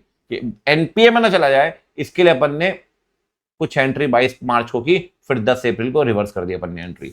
इसे बोलते हैं रेगुलराइजेशन। ठीक है, अगला है भैया एनपीए में पार्शियल रिकवरी। देखो होता क्या है, एनपीए हो गया, अब बेचारा बोरोवर आता है कुछ दिन के बाद, कहता है यार 500 रुपये ले लो, 5000 ले लो, 10,000 दे दो। अब वो बेचारा धीरे धीरे पैसा दे रहा है, आपको दे रहा है पैसा। अब आपके लिए तो रिकवरी है, बैंक के लिए कहता है उस रिकवरी को अकाउंटिंग ट्रीटमेंट कैसे करोगे, बैंक कैसे लिखेगा अपनी बुक्स में। कहता है यार अगर अगर अगर अगर अगर पार्शियल रिकवरी होती है तो वैसे लिखिए जैसा एग्रीमेंट में लिखा हुआ है, लोन एग्रीमेंट में। अगर एग्रीमेंट में कुछ नहीं लिखा तो बैंक बनाएगा अकाउंटिंग पॉलिसी जो होगी AS9 के हिसाब से, और अकाउंटिंग पॉलिसी तो कंसिस्टेंट एप्रोप्रिएट होनी चाहिए। बस एक बात ध्यान रखना, जब बोरोवर आपको पैसा दे रहा हो ना, तो ऑडिटर ये चेक कर लेगा कहीं ऐसा तो नहीं कि बैंक ने उसी बोरोवर को फ्रेश लोन दिया है और फ्रेश लोन से वो पुराना लोन रीपे कर दिया है। तो चेक कर लेना वो पैसा जो आपको दे रहा है वो कहीं आपने फ्रेश लोन तो नहीं दिया ना उसको यार। और देखो जब एनपीए है, एनपीए की पार्शियल रिकवरी है, तो पैसा तभी लिखना बुक्स में जब सही में रियलाइज होगा, वही जो ऊपर से पढ़ते हुए आ रहे हैं अपन, ठीक है ना। तो कहता है income should be recognised when it is actually realised, ठीक है ना। चलो ये हो गया पार्शियल रिकवरी सब हो गया भाई। अब सुनो, अब आते हैं एडवांसेस में। एनपीए में एक पॉइंट, वैसे सब हो गया एनपीए के साथ, एक पॉइंट था जो मैंने आपको बताया नहीं। एनपीए बनता है 90 दिन के बाद। तो क्या 90 दिन में हाथ धर के बैठे रहेंगे? नहीं, 90 दिन तक उसे बोलेंगे special mention account, SMA. SMA 0 मतलब showing stress signals up to 30, 31 से 60 एसएमए 1, एमसीक्यू में आ सकता है। 61 से 90 एसएमए 2। तो एनपीए बनने से पहले अपन क्या मानते हैं उसे? एसएमए अप टू 30 एसएमए 0, 31 से 60 एसएमए 1, 61 से 90 एसएमए 2। उसके बाद 91 से बन जाएगा वो एनपीए, ठीक। जीजी एडवांस क्या होता है देखो। अब आ गए एडवांस में, एनपीए सारा खत्म कर लिया, कनेक्टेड टॉपिक सारे निपटा दिए। अब एडवांस की बात करते हैं। देखो बैंक ने आपको लोन दिया, अगर लोन की गारंटी या तो भारत सरकार दे रही है या तो राज्य सरकार, वो लोन जिसकी गारंटी भारत सरकार या राज्य सरकार ने दी है उस लोन को आप बोलेंगे government guaranteed advance. Government guaranteed advance. कल को मान लो भारत सरकार ने गारंटी कैंसिल कर दी तो, कैंसिल या इनवोक मतलब इस्तेमाल नहीं हुई की तो, मना कर दिया तो, गारंटी दी पहले बाद में मना कर दिया गवर्नमेंट ने। कहता है अगर बाद में मना कर दिया ना भाई, तो प्रोविजनिंग के लिए तो स्टैंडर्ड एसेट ही मानेंगे, मतलब प्रोविजनिंग करेंगे नहीं। प्रोविजनिंग कहां से शुरू करते हैं? सब स्टैंडर्ड से, याद करिए 15% सब स्टैंडर्ड। लेकिन इनकम रिकॉग्निशन के लिए एनपीए मान लेंगे सेंट्रल गवर्नमेंट वाले में।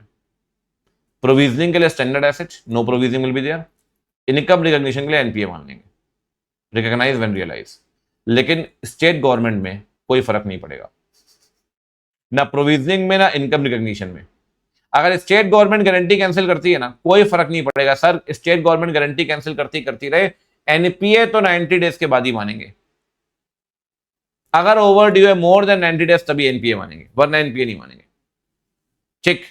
चलिए आगे बढ़ते हैं भाई। देखो कंसेप्चुअल है ये सारे कंसेप्ट बैंक ऑडिट के अंदर। एग्जाम्पल क्या है कि बहुत इंपॉर्टेंट रोल प्ले करता है यहाँ पे। हेलो जी हेलो। अब सुनो, एडवांसेस टू स्टाफ। बैंक ना अपने एम्प्लॉय को लोन दे रहा है भाई, लोन देगा या तो एज अ बैंकर जैसे हर किसी को देता है, या एज एन एम्प्लॉयर। अगर एज एन एम्प्लॉयर लोन देगा तो डिस्क्लोज कैसे करेगा बैंक? कहता है बैंक डिस्क्लोज करेगा under the schedule of other assets, sub head others. इतना इग्नोर दो, उसने भी नहीं किया आपको जितना ये कर रहा है। अदर एसेट के स्केड्यूल में, अदर्स के अंदर नाम छोटू, सरनेम कुमार, इतना कॉमन की पूछो मत। Other assets sub head others. As an employer दे रहा है ना बेटा, अन अकेडमी भी लोन देता होगा एज एन एम्प्लॉयर, सभी देते हैं, रिलायंस भी देता होगा। एज अ बैंक तो नहीं दे रहा ना, तो आपको पता है 90 डेज वाला कंसेप्ट नहीं लगेगा। एनपीए कब मानेंगे? एनपीए तभी मानेंगे जब डिफॉल्ट करेगा एम्प्लॉय ड्यू डेट पे। 90 दिन वाला कंसेप्ट नहीं लगेगा, मैं फिर बोल रहा हूं आपको, ठीक। लेकिन अगर एज अ बैंकर लोन देगा तो भैया फिर तो एडवांस पोर्टफोलियो में इंक्लूड करना पड़ेगा, फिर तो ऑप्शन नहीं ना आपके पास, ठीक।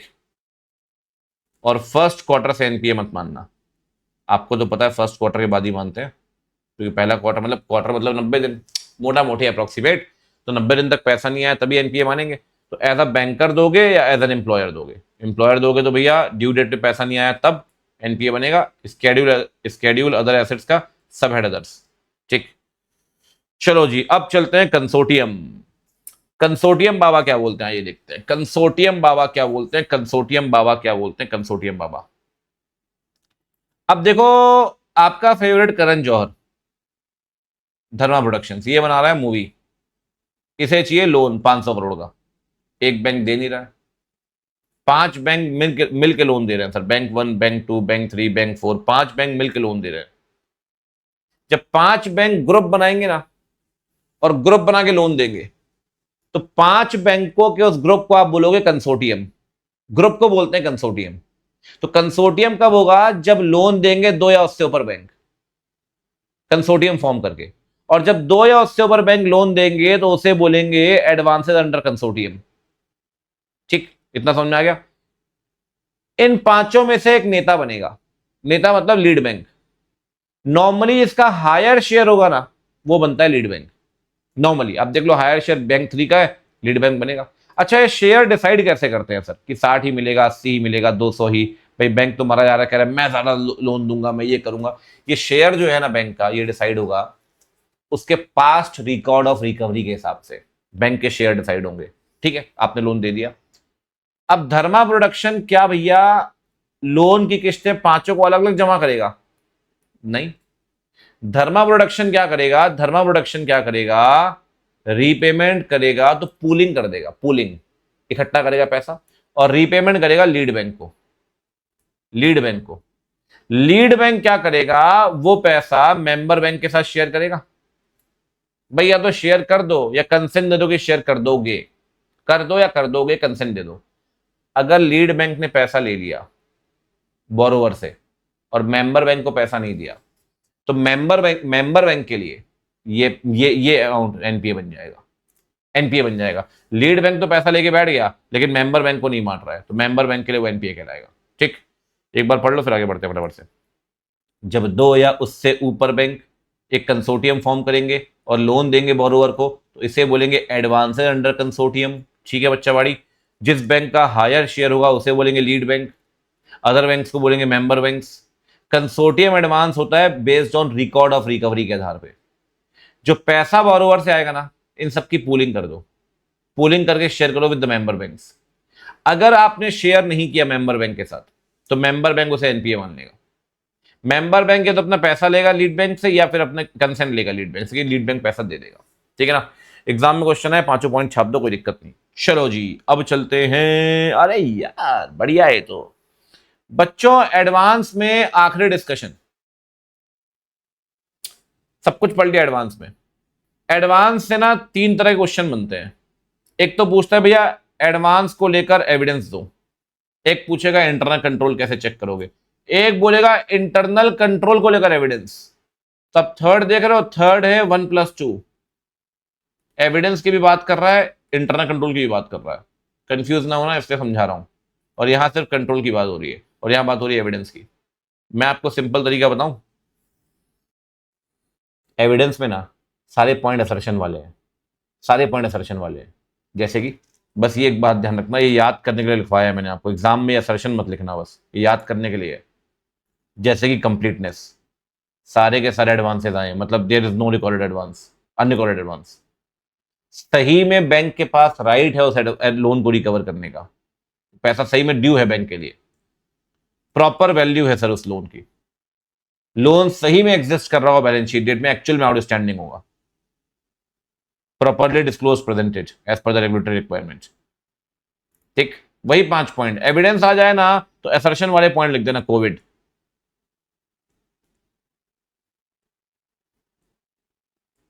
ठीक, अगर इंटरनल कंट्रोल आ गया भाई तो पॉइंट अलग बनेंगे। कैसे अलग बनेंगे?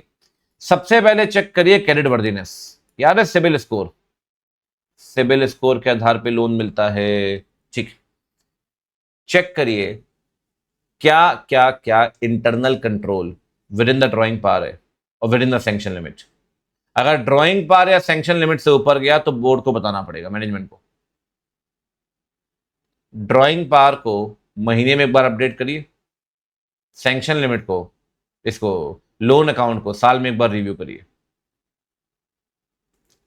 Credit worthiness with in drawing पर, विद इन सैंक्शन लिमिट ऊपर गया तो बताइए। साल में एक बार ड्राइंग पर अपडेट करिए, लोन अकाउंट को रिव्यू करिए साल में एक बार, ड्राइंग पर को महीने में एक बार। इन्वेंट्री चेंज होती रहती है ना, इससे ड्राइंग पर अपडेट करनी पड़ती है हर महीने। क्या सफिशिएंट मार्जिन मेंटेन किया गया वैल्यू पे? अब 100 करोड़ का लोन दे रहा है बैंक, तो एसेट 100 करोड़ की थोड़ी रखवाएगा, 120 130 करोड़ की रखवाएगा, कल को वैल्यू कम हो सकती है। ठीक, एक चीज देखना आप, तीनों में एक पॉइंट कॉमन है, चाहे एविडेंस पूछे एडवांस का, चाहे इंटरनल कंट्रोल पूछे, चाहे दोनों मिलाकर पूछे, तीनों में एक पॉइंट कॉमन है। कौन सा? Loan document. Loan documents, loan documents, तीनों में एक पॉइंट कॉमन है।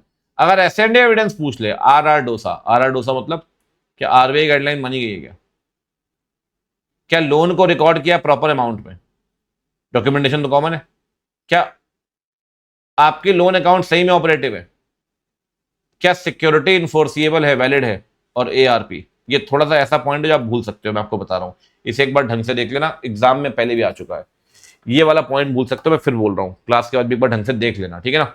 ठीक, अब चले भैया एक्सपेंसेस की तरफ। देखो एक्सपेंसेस में तीन मोटा मोटी खर्चे होते हैं। एक है इंटरेस्ट। इंटरेस्ट में क्या है? सिंपल, इंटरेस्ट किस पे दोगे आप? सेविंग अकाउंट पे, एफडी पे। इंटरेस्ट में आप चेक करिए, क्या इंटरेस्ट जो दिया है रीजनेबल है रेट? आरबीआई गाइडलाइन, बैंक के नियम माने गए। एफडी में वही रेट दिया हुआ जो एफडी सर्टिफिकेट में लिखा है।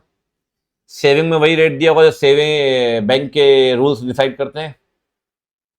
इंटर ब्रांच बैलेंस से भी इंटरेस्ट देते हैं आप, दूसरे ब्रांच का बैलेंस आपके पास पड़ा है, इंटर ब्रांच में वही रेट पे इंटरेस्ट दिया होगा जो हेड ऑफिस डिसाइड करेगा। इस साल का इंटरेस्ट का रेट पिछले साल से कंपेयर करिए, एआरपी। इंटरेस्ट रिकम्प्यूट भी कर सकते हैं, रिकम्प्यूटेशन। क्या इंटरेस्ट रेट में कोई भी चेंज आया है पिछले साल के मुकाबले? आया है तो वो देख लो, 8 पॉइंट है। क्या इंटरेस्ट का रेट रीजनेबल है? क्या आरबीआई गाइडलाइन मानी गई है? सेविंग में वो रेट जो बैंक की गाइडलाइन कह रही है, एफडी में वो रेट जो एफडी सर्टिफिकेट में लिखा है, इंटर ब्रांच में वो रेट जो हेड ऑफिस डिसाइड करेगा। करेंट ईयर को प्रीवियस ईयर के साथ चेंज आया तो वो देख लो, रिकम्प्यूट करो इंटरेस्ट, और सारे के सारे इंटरेस्ट इंक्लूड किए गए यानी। ठीक, ऑपरेटिंग में तो सर टाइम पास किया उन्होंने, पूरा टाइम पास। ठीक, कहता है इंटरनल कंट्रोल चेक करिए एंटी डिजाइन करने के लिए, common point. Supporting document, bill invoice, operating खर्चा समझ गए ना, बिजली पानी के खर्चे, salary, printing stationery, power and fuel, travelling, ये सब। एआरपी के 2 पॉइंट लिखे, 2 पॉइंट। पहला कह रहा है सैप परफॉर्म करो। सैप मतलब सब्सटेंटिव एनालिटिकल प्रोसीजर। कैसे कैसे कैसे परफॉर्म करे भाई? रेशियो कंपेयर करिए करंट का विद द प्रीवियस ईयर, और ट्रेंड देखो एक्सपेंसेस में। अगर सिग्निफिकेंट वेरिएशन है तो मैनेजमेंट से बात करिए। कैलकुलेशन पता है कहां चेक कर सकते हो? पावर एंड फ्यूल में, कल पढ़ा था आपने। पावर एंड फ्यूल में कैसे चेक करोगे? जितनी यूनिट कंज्यूम हुई है और पर यूनिट का रेट, याद है? Rate per unit, rate per unit. तो internal control, SAP, trend, supporting documents, calculations. ठीक, अब चलो भैया आगे आगे आगे आगे। प्रोविजन कंटिंजेंसी तो निपटने में आगे चैप्टर यार, मुझे लगा थोड़ा और टाइम लगेगा। कोई बात नहीं, कोई बात नहीं मित्रों, आ जाओ। प्रोविजन कंटिंजेंसी भी आपको बनाना पड़ेगा। तो प्रोविजन कंटिंजेंसी में इन्होंने चार चार हेड बनाए एक तरीके से, वो हमने बनाए हैं, उन्होंने तो सीधे 6 पॉइंट छाप दिए थे। एक पॉइंट प्रोविजन बनता है जनरल, एक प्रोविजन में बात की गई है एनपीए की, एक बात की गई है इनकम टैक्स की, एक बात की गई है एक्सपेंसेस की। जनरल में, जनरल पॉइंट में आप लिखोगे क्या प्रोविजन बनाते वक्त कंप्लायंसेस किए गए हैं, रेगुलेटरी रिक्वायरमेंट, आरबीआई गाइडलाइन, ये सब। ठीक, एनपीए के अंदर अभी पढ़ के आए प्रोविजन आप, 15, 25, 40, 100, 100, 100, 100। कंप्यूटेशन चेक करिए कैसे कर रहा है बैंक। प्रॉपर क्लासिफिकेशन, स्टैंडर्ड, सब स्टैंडर्ड, डाउटफुल लॉस। और लोन का ना ब्रेकअप मांग लो, हर एक लोन का इंडिविजुअल का, और लेजर से कंपेयर कर लो। Detailed breakup compare with ledger. Computation, proper classification, breakup of loan compare with the ledger. ये हो गए एनपीए वाले 3 पॉइंट। इनकम टैक्स में सिंपल है sir, income tax computation client ने बनाया होगा, कंप्यूटेशन मांग लीजिए, कंप्यूटेशन चेक करिए क्या वो आइटम जो डेबिट क्रेडिट होने चाहिए क्या वो सही में डेबिट क्रेडिट हुए हैं। और एक्सपेंस जैसे कि ग्रेचुटी, उसके लिए भी बनता है प्रोविजन। ग्रेचुटी ये कोई भी एक्सपेंस है, प्रोविजन तभी बनाएंगे जब सिचुएशन डिमांड करेंगे। तो अगर प्रोविजन बनाया गया उस केस में तो क्या वो प्रोविजन एडिक्वेट है, वो चेक करिए, इंक्वायरी वगैरह करो मैनेजमेंट से, कोई दिक्कत नहीं। 4 हेड सब हेड याद रखिएगा, भूलेंगे नहीं आप। जनरल में कंप्लायंस, एनपीए में 3 point, computation, proper classification, detail breakup. Income tax में एक ही पॉइंट है भैया, कंप्यूटेशन मांग लो, चेक करो डेबिट क्रेडिट हुआ या नहीं। और एक्सपेंसेस में अगर सर्कमस्टांसेस डिमांड करते हैं तो भैया बनाया गया होगा प्रोविजन, ठीक है ना। चलो भाई ये हो गया एक्सपेंसेस, इनकम में इनकम में इनकम में इनकम में इनकम।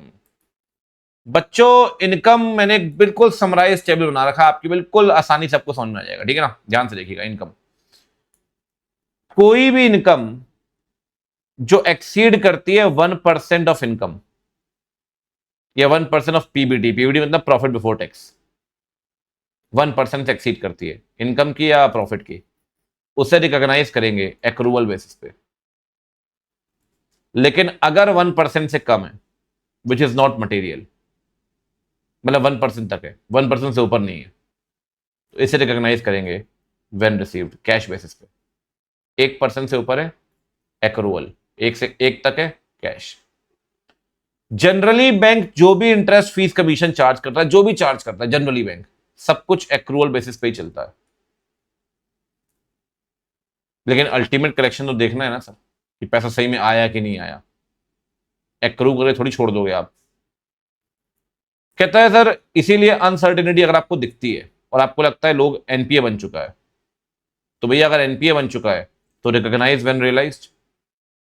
लेकिन इफ ऑलरेडी रिकॉग्नाइज्ड और अब रियलाइज नहीं है तो ऊपर पढ़कर आए आप, रिकॉग्नाइज तो कर दिया लेकिन रियलाइज नहीं है, तो एनपीए को रिवर्स करना पड़ेगा, एनपीए वाली इनकम को। साथ में मान लो कल को बैंक लोन देता है, आपने गिरवी में क्या रखा, गिरवी में रखा इंश्योरेंस पॉलिसीज, इंदिरा विकास पत्र, किसान विकास पत्र, एनएससी, ये सब। उस लोन पे भी इंटरेस्ट मिलेगा बैंक को, बिल्कुल मिलेगा। उस इंटरेस्ट को कैसे करेगा, अगेन एक्रूवल, ड्यू डेट। कहता है कल को आप फाइनेंस लीज दोगे, फाइनेंस लीज याद है, ऑपरेटिंग लीज, फाइनेंस लीज, तो फाइनेंस लीज में पैसा आएगा आपके पास, उसे कैसे रिकॉग्नाइज करोगे, एक्रूवल। अरे मैं सिंपल तरीका बता रहा हूं, सब जगह एक्रूवल है भाई साहब, 2 ही जगह कैश है, सिर्फ 2 जगह, पूरा पढ़ लो आप, सिर्फ 2 जगह कैश है। एक कब, जब मटेरियल नहीं है तब, ये वाला केस, और दूसरा जब एनपीए बन जाएगा तब, ये वाला केस। बाकी हर जगह एक्रूवल है, तो कभी भी कंफ्यूज हो, हर जगह एक्रूवल है, सिर्फ एक जगह, 2 जगह पे कैश है, एक मटेरियल नहीं है तब और दूसरा अनसर्टेनिटी। ठीक ठीक। अगला, बिल परचेज आउटस्टैंडिंग है ईयर एंड पे, डिस्काउंट बैंक की इनकम होती है। 1,20,000 बिल 1,10,000 में खरीद लिया कस्टमर से, रियलाइज खुद ही करेंगे अब। तो अगर वो 31 मार्च को रियलाइज नहीं हुआ तो भैया उसे उसे किसी एक साल में मत बांटना, बैंक अपनी उस इनकम को 10,000 को एक साल में नहीं बांटेगा, प्रोपोर्शनेटली 2 साल की इनकम दिखाएगा, प्रोपोर्शनेटली बांट देगा। ठीक। अगर आपको बिल्स फॉर कलेक्शन में कमीशन मिलती है, मिलेगी, कमीशन भी आपकी इनकम है, रिकॉग्नाइज कब करेंगे, जब बिल सही में कलेक्ट होगा। जब तक बिल कलेक्ट नहीं होता ना, तब तक ना तो कस्टमर का अकाउंट क्रेडिट करोगे ना अपनी कमीशन रिकॉग्नाइज करोगे, जब तक बिल कलेक्ट नहीं होगा। ठीक। अगर आपने मान लो लोन रीनिगोशिएट किया, रीस्केड्यूल मतलब एडिशनल 4 महीने और दे दिया आपने, बोरोवर को चल जा 4 महीने और दिए, कोई दिक्कत नहीं है। अब मान लो इंटरेस्ट बनता है 4 लाख रुपए, तो 4 लाख का इंटरेस्ट किसी एक महीने में दिखाएंगे क्या। कहता है अगर आपने रीनिगोशिएट, रीस्केड्यूल कर दिया, एनपीए नहीं बना, वो रीस्केड्यूल कर दिया आपने, एनपीए नहीं बना, तो एक काम करना, जो 4 लाख का इंटरेस्ट है ना, इसे एक्रू करना 4 महीनों में। तो एनपीए बनता तो कैश करते, लेकिन एनपीए बनने से पहले रीस्केड्यूल कर दिया, तो जो इंटरेस्ट बनेगा उस इंटरेस्ट को एक्रूवल बेसिस पे ही रिकॉग्नाइज करेंगे। लेकिन ध्यान रखना, पूरे 1 महीने में नहीं, ओवर द रीनिगोशिएटेड पीरियड, रीनिगोशिएटेड पीरियड पूरे 4 महीने में एक्रू करेंगे किसी एक महीने में नहीं। ठीक, अगला सुनिए, इनकम फ्रॉम इन्वेस्टमेंट, ये भी ठीक है। देखो ऐसा है कि बैंक के पास जो डिविडेंड इंटरेस्ट इनकम आती है, गवर्नमेंट बॉन्ड खरीदे हैं, डिवेंचर खरीदे हैं, ध्यान रखना उस डिविडेंड को छोड़कर जो आपको अपनी ही WOS, अपनी ही सब्सिडरी, अपने ही ज्वाइंट वेंचर से मिल रहा है, उसको छोड़ देना, except dividend from subsidiary joint venture. Dividend interest income जो भी आपके पास आ रहा है उसको P&L के अंदर लेके जाएगा बैंक। बिल्कुल ठीक बात है। अगर इन्वेस्टमेंट बैंक ने बेचे हैं, मेरे और आपकी कंपनी का काम इन्वेस्टमेंट बेचने का नहीं है, लेकिन बैंक के लिए इन्वेस्टमेंट बेचना खरीदना रोज का काम है, ऑर्डिनरी कोर्स ऑफ बिजनेस। तो अगर बैंक इन्वेस्टमेंट बेचता है ना भाई, इन्वेस्टमेंट बेचता है ना, तो इन्वेस्टमेंट बेच के जो प्रॉफिट लॉस आएगा उसे भी P&L के अंदर लेके जाओगे, उसका रोज का काम है ये। ठीक वैसे अगर इन्वेस्टमेंट की रिवैल्यूएशन होती है, रिवैल्यूएशन में एप्रिसिएशन डेप्रिसिएशन, क्योंकि इन्वेस्टमेंट जो इन्वेंट्री है बैंक के लिए, तो प्लस माइनस हुआ तो वो भी P&L में, तीनों चीजें P&L में, चाहे इनकम हो, चाहे gain loss sale of investment में, चाहे एप्रिसिएशन डेप्रिसिएशन, सब कुछ जाएगा P&L में। चलो भाई, एक पॉइंट रह गया है ऊपर का, एक पॉइंट रह गया नीचे का, दो बातें बची हैं। एक पॉइंट ये रखा है, मैंने कहा ना एक क्वेश्चन अभी आया भी था, आता रहता है। ड्राइंग पार कैसे निकालेंगे? स्टॉक 80,000, ठीक है, क्रेडिटर 20,000। जब बैंक आपको सीसी लिमिट बना के देगा, सीसी लिमिट आपका, अगर आपने पैसा नहीं दिया तो आपके स्टॉक को खुद का स्टॉक बना लेगा बैंक। लेकिन भाई इस स्टॉक में 20,000 का स्टॉक तो क्रेडिटर का है, तो जब भी ड्राइंग पार निकालेंगे सबसे पहले क्रेडिटर माइनस करेंगे, 60,000 आ गया। इसमें स्टॉक में मार्जिन कितना है? स्टॉक में मार्जिन है 20%, तो 60,000 माइनस 12%, ए माइनस 20%, ये आ जाएगा ए, इसे मैं कहता हूं ए, ये निकलेगा स्टॉक से। Stock minus creditor minus margin. अब आते हैं डेटर में। डेटर में 60,000 का डेटर है, 10,000 का डेटर है अक्टूबर का, 31 मार्च को तो भैया ये 5.5 महीने पुराना हो गया, 31 मार्च को। नीचे लिखा है 3 महीने से पुराना डेटर इनएलिजिबल है ड्राइंग पार निकालते वक्त, इनएलिजिबल है ड्राइंग पार निकालते वक्त। तो ये डेटर तो 5.5 महीने पुराना हुआ यार, तो डेटर कितना आया? डेटर आया 60,000, माइनस किया इनएलिजिबल को 10,000, कितना आ गया? 50,000। अब डेटर पे मार्जिन कितना है? ये है 50%, तो माइनस कर दो 50%, 50, 25, 25,000 ये आ गया। बी, ए आया 48, बी आया 25, दोनों को जोड़ दिया, ए प्लस बी 73। लेकिन सैंक्शन लिमिट जो है वो 60,000 है। एक बात ध्यान रखना, सैंक्शन लिमिट ज्यादा बड़ा हेड है। सैंक्शन लिमिट में ड्राइंग पार, सीसी, टर्म लोन सब कुछ आता है। मान लो मेरी सैंक्शन लिमिट है 10 करोड़ रुपए, मैं एग्जांपल दे रहा हूं आपको, मेरी बैंक मुझे सब कुछ मिलाकर 10 करोड़ तक की उधारी दे सकता है। सीसी जोड़ लो, टर्म लोन जोड़ लो, डिमांड लोन जोड़ लो, सब मिला के 10 करोड़। तो सैंक्शन लिमिट ना ज्यादा बड़ा हेड है। सैंक्शन लिमिट में एक चीज आती है, ड्राइंग पार। तो कभी भी ड्राइंग पार सैंक्शन लिमिट से ऊपर नहीं जाएगा। तो अगर ड्राइंग पार 73 निकली है और सैंक्शन लिमिट 60 है, तो यहां ड्राइंग पार 60,000 ही होगी। लेकिन अगर सैंक्शन लिमिट 90,000 होती तो फिर ड्राइंग पार 73 होती। तो ड्राइंग पार और sanction limit which ever is lower. ठीक, चलिए इसी में एक थ्योरेटिकल क्वेश्चन भी है, सेम वही जो आपने ऊपर पढ़ा है कि ड्राइंग पार कंप्यूट कैसे करते हैं सर, कैसे कंप्यूट करते हैं। तो सबसे पहले कह रहा है मीनिंग। ड्राइंग पार सर एक इंपॉर्टेंट कंसेप्ट है सीसी के लिए, जिसमें ड्राइंग पार का मतलब है कितना पैसा विड्रॉ कर सकते हैं वर्किंग कैपिटल के तौर पे, जो आपने वर्किंग कैपिटल बना के दी है बैंक एफआई ने, वही ड्राइंग पार है, सीसी लिमिट। कह रहे हैं सैंक्शन लिमिट से अलग है। सैंक्शन लिमिट का मतलब है टोटल एक्सपोजर जो बैंक आपको देगा पर्टिकुलर क्लाइंट, टोटल एक्सपोजर जो बैंक किसी पर्टिकुलर क्लाइंट को देगा, जिसमें सीसी, ओवरड्राफ्ट सब कुछ आएगा सर सैंक्शन लिमिट में, टोटल एक्सपोजर। दूसरी तरफ ड्राइंग पार जो आप निकालेंगे वो अमाउंट कैसे निकलता है? वो अमाउंट निकलता है प्राइमरी सिक्योरिटी माइनस मार्जिन। अभी तो पढ़ा आपने, प्राइमरी सिक्योरिटी में क्या आएगा? इन्वेंट्री और डेटर। इन्वेंट्री डेटर जब निकाल रहे थे तो मार्जिन माइनस कर रहे थे ना, तो कह रहा है ड्राइंग पार में अमाउंट कैलकुलेटेड माइनस मार्जिन, ठीक है ना। और यहाँ टोटल एक्सपोजर है, साथ में कंसिडरेशन, ये भी पढ़ा आपने। कंसिडरेशन में आप देखना भाई, दोनों जो भी आपका सीसी लिमिट है वो विद इन द ड्राइंग पार और सैंक्शन लिमिट होना चाहिए। अगर एक्सीड करता है तो मैनेजमेंट हेड ऑफिस को बताइए, ठीक। बैंक की ड्यूटी क्या है? बैंक की ड्यूटी है, बैंक देखेगा भाई सही में करंट एसेट से कवर किया गया या नहीं। 3 महीने से पुराना डेटर बेकार है, इसीलिए जब भी ड्राइंग पार बनेगी तो स्टॉक स्टेटमेंट भी 3 महीने से पुराना नहीं चलेगा। अगर 3 महीने से पुराना स्टॉक स्टेटमेंट है तो फिर उसे इरेगुलर मानेंगे, बेकार है वो। कहता है सर हमेशा ध्यान रखना, जो स्टॉक स्टेटमेंट है वो stock statement current stock statement होना चाहिए, current. It should not be older than 3 months. अगर स्टॉक स्टेटमेंट 3 महीने से पुराना है तो ड्राइंग पार को इरेगुलर मानेंगे, इरेगुलर।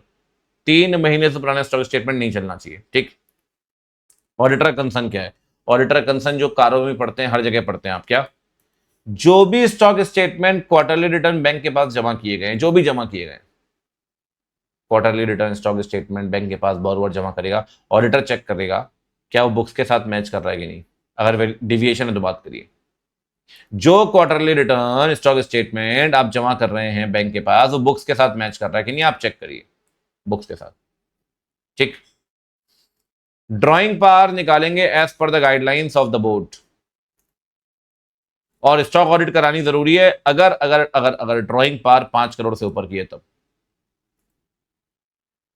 ऑडिटर बाकी केस में भी एडवाइस कर सकता है कि अगर 5 करोड़ से कम भी, तब भी ऑडिटर कह सकता है स्टॉक ऑडिट करा लो, कोई दिक्कत नहीं है, मुझे लग रहा है स्टॉक इनका ना बेकार है, ऑब्सोलीट है, तब भी करा लो। तो 5 करोड़ से कम होगा तब भी करवा सकते हो, ऑडिटर बोलेगा तब।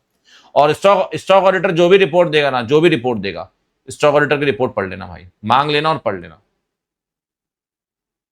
स्टॉक ऑडिटर की। स्टॉक ऑडिटर ने क्या कमेंट दिया वो देख लेना इन्वेंट्री को लेकर, ठीक। तो भैया मीनिंग, ड्राइंग पार वर्किंग कैपिटल के तौर पे काम करेगी, सैंक्शन लिमिट टोटल एक्सपोजर है, ड्राइंग पार मतलब primary security minus margin, considerations में विद इन द लिमिट होना चाहिए, लिमिट से ऊपर एक्सीड करेगा तो बताएंगे भैया। बैंक की ड्यूटी क्या है? बैंक देखिए करंट एसेट है, स्टॉक स्टेटमेंट 3 महीने से पुराना नहीं चलेगा, अगर है तो इरेगुलर मानेंगे। ऑडिटर कंसर्न क्या? ऑडिटर कंसर्न है भैया जो आपने जमा किया रिटर्न स्टेटमेंट वो मैच कर रहे हैं कि नहीं कर रहे, स्क्रूटनाइज करिए। कंप्यूटेशन गाइडलाइन माननी पड़ेगी बोर्ड की। स्टॉक ऑडिट 5 करोड़ से ऊपर मैंडेटरी है, 5 करोड़ से कम ऑडिटर बोलेगा तो देख लो, स्टॉक ऑडिटर की रिपोर्ट देख लो, उसके कमेंट्स देख लो, ठीक है। लास्ट पॉइंट देखो, स्टेजेस ऑफ बैंक ऑडिट, बहुत सारी स्टेजेस आपको मिलेंगी स्टडी मैट के अंदर, हमने भी रखी है मेन बुक में, हमने भी रखी मेन बुक में, लेकिन मैं कहता हूं सिर्फ 5 स्टेज ऐसी हैं जो आपको ध्यान रखनी है, जो इंपॉर्टेंट है। 5, एक है रिस्क मैनेजमेंट, एक है फ्रॉड इंक्लूडिंग मनी लॉन्ड्रिंग, एक है स्ट्रेस टेस्टिंग, एक है बेसल, और एक है रिपोर्ट्स। आइए बात करते हैं पहले इनकी, ठीक है। देखो आप क्या करो, सिर्फ ऑडिटर नीचे दी गई रिपोर्ट्स को, दी गई रिपोर्ट्स को पढ़ सकता है। ये ऑडिटर रिपोर्ट देगा नहीं, ये दूसरी रिपोर्ट्स को पढ़ेगा। ये कौन कौन सी रिपोर्ट्स हैं? पिछले साल की ऑडिटर रिपोर्ट पढ़ो आप, बैंक की इंटरनल इंस्पेक्शन रिपोर्ट पढ़ो आप, बैंक की इंटरनल इंस्पेक्शन रिपोर्ट, आरबीआई की इंस्पेक्शन रिपोर्ट पढ़ो आप, बैंक की इंटरनल इंस्पेक्शन रिपोर्ट, आरबीआई की इंस्पेक्शन रिपोर्ट पढ़ो आप। कंकरेंट ऑडिटर होता है, इंटरनल होता है, उनकी रिपोर्ट पढ़ो आप। Report on verification of security stock auditor वाली, कोई और रिपोर्ट इंटरनल अगर है तो। और जब मैनेजर चेंज होता है ना, मैनेजर, तो जो मैनेजर होता है पोजीशन में, जो छोड़ के जा रहा होता है, नए मैनेजर को हैंडिंग ओवर रिपोर्ट देता है, वो पढ़ो आप। तो भैया प्रीवियस ऑडिटर की रिपोर्ट, इंटरनल की रिपोर्ट, कॉन्करेंट की रिपोर्ट, बैंक की इंटरनल इंस्पेक्शन रिपोर्ट, आरबीआई की इंस्पेक्शन रिपोर्ट, ठीक, सिक्योरिटी का वेरिफिकेशन उसकी रिपोर्ट, कोई और इंटरनल रिपोर्ट, मैनेजर की हैंडिंग ओवर रिपोर्ट, ठीक। बेसल 3 फ्रेमवर्क, सर बेसल 3 क्या है? देखो बेसल ना नॉर्म्स है, ये नॉर्म्स बनाए हैं बीसीबीएस ने, बीसीबीएस ने।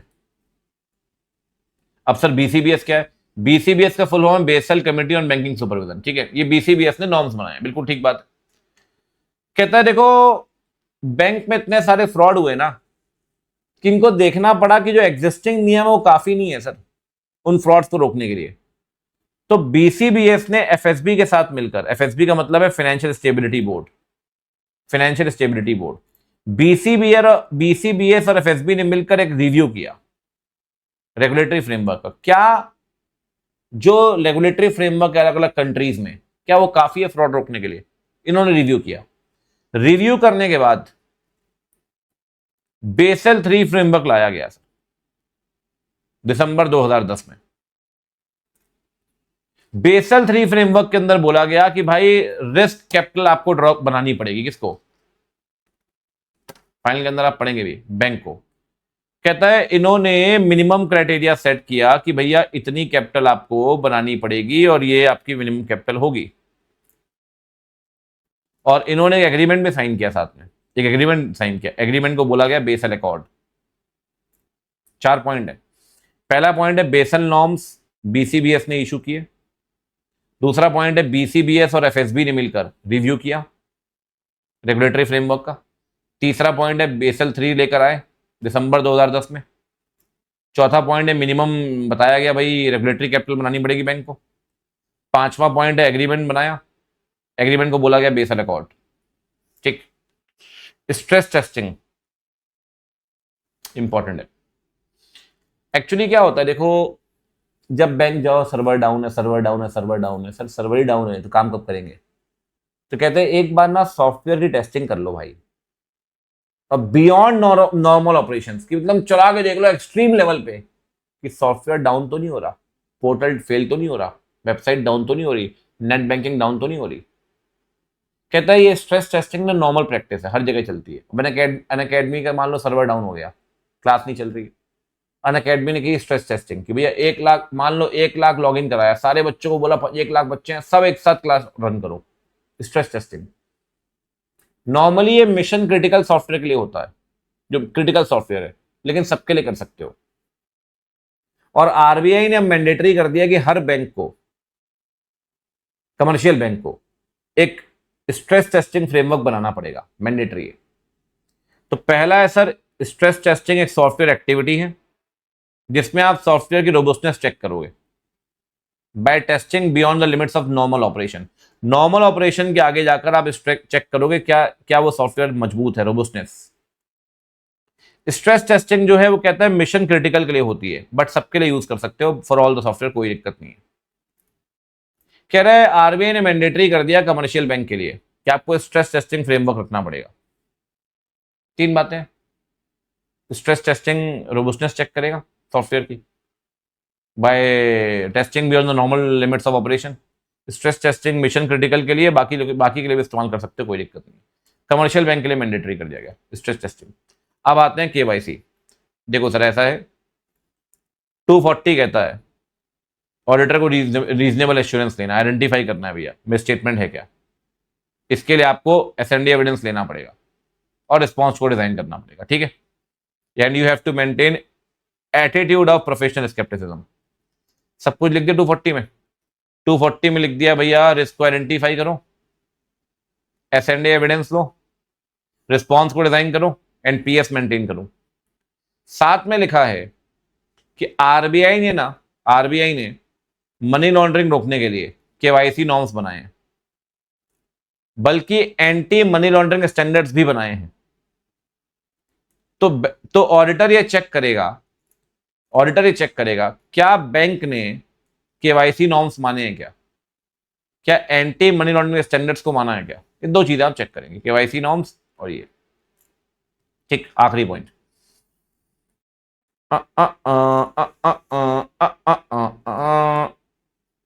Risk management. रिस्क मैनेजमेंट में 5 पॉइंट है। सबसे पहली बात, आप देखो टीसीडब्ल्यूजी किस हद तक इन्वॉल्व है। सर क्या होता है देखो मैं आपको बताऊं, रिस्क मैनेजमेंट पॉलिसीज बनती हैं, ठीक है, रिटर्न। उसको बनाएगा कौन? बनाएगा तो टीसीडब्ल्यूजी। तो क्या वो इन्वॉल्व है रिस्क मैनेजमेंट पॉलिसी को बनाने में? और रिस्क मैनेजमेंट पॉलिसी क्या as per the bank objective बनाई गई है? पहली बात तो involvement of TCWG first point. Second point, क्या रिस्क की, ये सेम पॉइंट है, ये यहां लिखा है वही आगे लिखा हुआ है, क्या रिस्क की आइडेंटिफिकेशन, मेजरमेंट और मॉनिटरिंग हो रही है क्या? तो involvement of TCWG, identification, monitoring और measurement of risk, control activity, ये चैप्टर 3 के अंदर भी आप पढ़ते हैं, याद करें चैप्टर 3 में segregation of duties, physical controls, ये सब आप पढ़कर आए चैप्टर 3 के अंदर।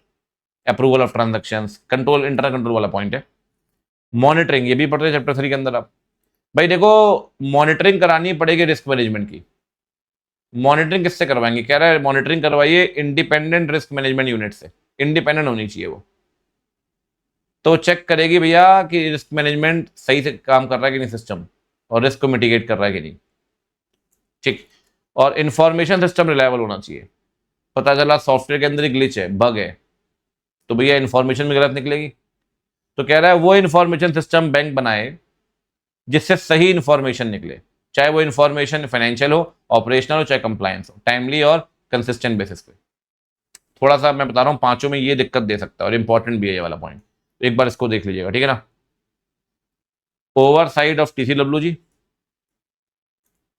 Identification, measurement and monitoring of risk, control activities वही physical security, segregation of duties, ये सब, monitoring by independent risk management unit, और रिलायबल इंफॉर्मेशन सिस्टम। खत्म। अरे एक और छोटा सा पॉइंट है, take out finance, last point.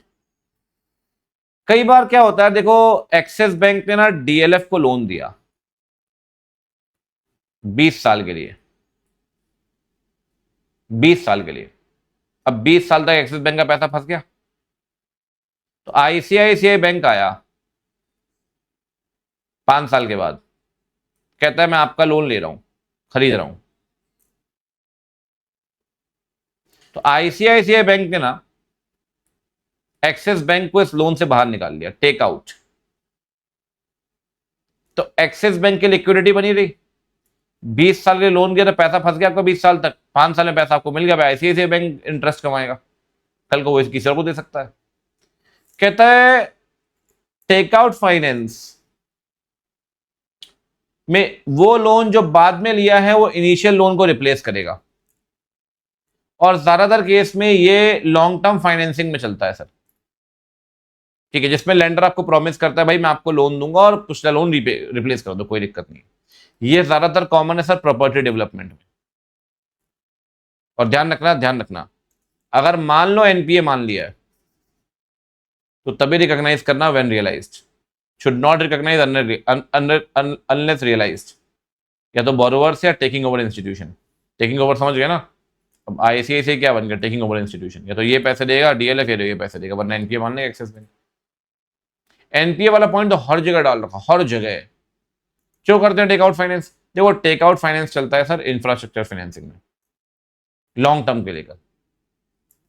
और भैया पैसा आपका आपके पास आता रहे, एसेट लायबिलिटी मिसमैच ना हो, उसको उसको लेकर। ठीक, डन, खत्म हो गया भाई बैंक ऑडिट।